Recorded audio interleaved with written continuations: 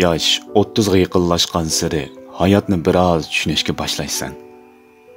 Saqal burtun qo'yiqlashgancha orzularingning reallikka yondashayotganligini bayqaysan. U ishni qilaman, men degan bundoq qilaman deb cho'ng gaplarni qilmaysan masalan. 5-10 yil ilgirki hayajonlaring yo'qaydi. Xuddi dengizga quyilayotgan daryodek. Biroz ig'ir bisiqlishsan. Hayotning go'zal ekanligiga gumon qilishga boshlaysan. Eng xushal chaqlaringning 15 yoshgacha, eng go'zal vaqtlaringning 25 gacha ekanligini farq etasan. Yashashni davom qilishning, uni oxirlashtirishni tanlashdimmi ta'sirligini his qilasan. Hayotning rahimsizligini biriga ehtiyojing tushganda, o'zingning yolg'izligini eng yaqinlarim deganlaring tashlab ketganda, bir insonning qandoq odamligini, qaysi narsani deb qaysi manfaatdan voz kechganda tonishga boshlaysan. Yosh cho'ngaygancha muhitni o'zgartirishdan bakrak, uningga moslashib yashashga tirishadigan, o'zingga ko'proq kuchaydigan, tangpongsiz munosabatga zehningni bermaydigan bo'lasan.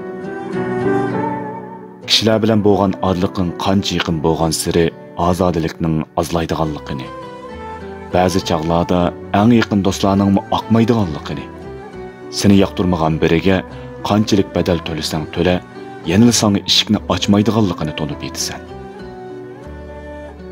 Dengiz suyi ko'p ko'rinib seni oldigandek, ba'zi sahnalarning hamon yolg'onligini, go'zal va'dalarni berib, katta shuarlarni to'layotganlarning sana qarsanganligini, o'zing shular bilan aralashib, yashab bilishga boshlaysan.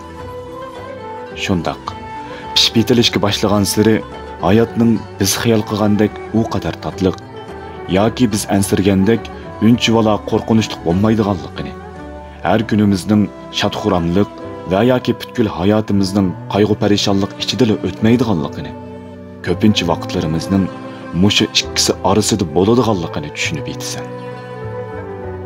Tasodifiyliklarga to'lgan hayotdan kutishlaring bargan siri ozlashga boshlaydi. Qishingdagi ortiq insonlarni, kallangdagi ziyoda tushunchalarni, atrofingdagi keraksiz narsalarni tashlashga boshlaysan. Shundaq, sen cho'ng bo'lgancha ko'ksi qarning kengaydi. Bir kishiga tashqi qiyofati, moddiy ahvoli va yoki o'y fikrlari tufayli nafratlanmaganingdek, birini yaxshi ko'rmaking ta'sirlashidi. Ko'zi ko'r oshiqlikni seg'insangmi qabrisidan chiqara olmaysan. Ha, rost.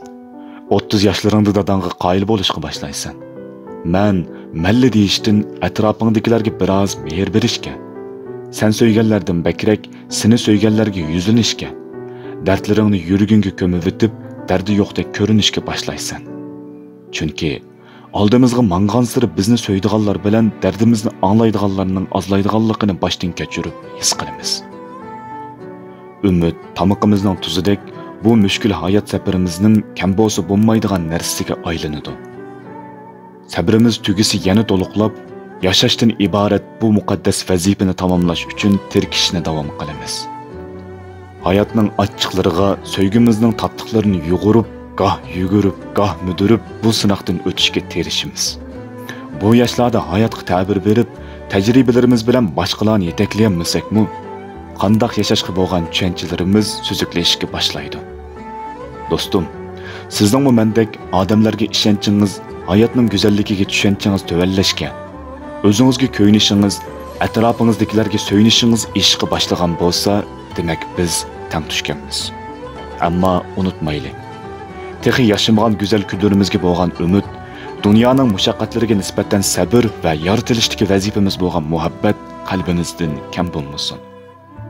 Aman bo'ling, go'zal qarindishim.